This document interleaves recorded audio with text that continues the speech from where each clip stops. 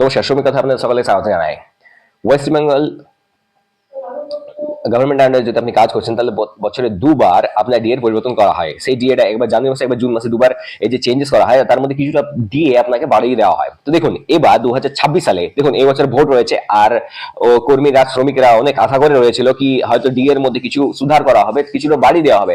Last year জানুয়ারি মাসে যখন DA বাড়ানো হয়েছিল তখন পার ডে 4 টাকা করে বাড়ানো হয়েছিল, বাট এই বছর তারও অর্ধেক 2 টাকা করে বাড়ানো হচ্ছে। এটা মোটেও আমরা মানছি না, এটা মোটেও মানে মানানসই নয়। এই কারণে আমরা বলবো ডিএ এর পরিবর্তন করা হোক, রিভিশন করা হোক, আর ডিএটাকে অন্তত পার ডে 10 টাকা করে বাড়ানো হোক। আর এমনিতে ওয়েস্ট বেঙ্গল গভর্নমেন্ট মোটেও সেদিকে নজরদারি করছে না। এবার হয়তো সেন্ট্রাল গভর্নমেন্ট যে কেন্দ্রীয় সরকার যে সেন্ট্রাল ওয়েজ নির্ধারণ করে দেবে, তারপর হয়তো অনেকটা পরিবর্তন হতে পারে। তাহলে চলুন দেখুন, এখানে দেখুন government of west Bengal minimum wages act এখানে দেওয়া রয়েছে। এখানে আপনি আসতে পারেন, এরপর এখানে নিচে চলে যাবেন। এই দেখুন minimum wages rates of implement schedule implements in West Bengal January 2026। এইখানটাতে কি বলা হয়েছে, এই জায়গাটাতে দেখুন এখানে দেওয়া রয়েছে the minimum rates of wages in west schedule implements in West Bengal as on January 2026। জানুয়ারি 2026 যে টাকাটা আপনার বাড়ানো হয়েছে সেটা আমি আপনাকে দেখিয়ে দিচ্ছি।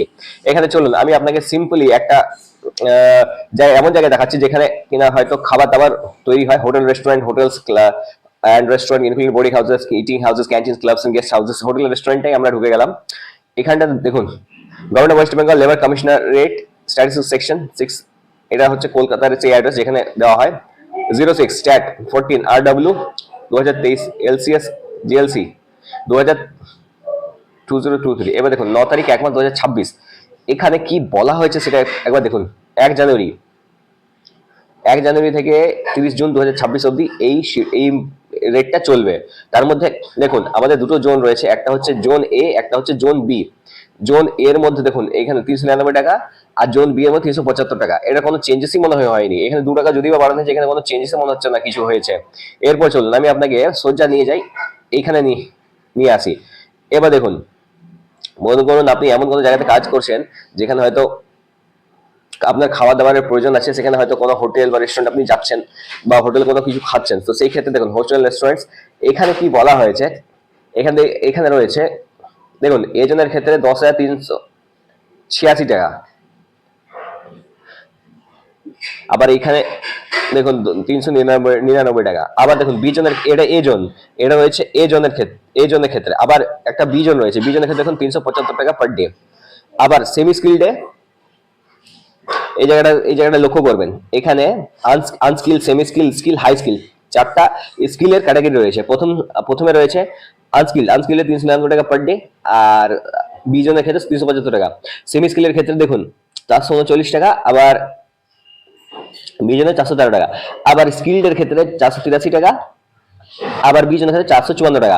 আবার হাই স্কিলের ক্ষেত্রে দেখুন 532 টাকা।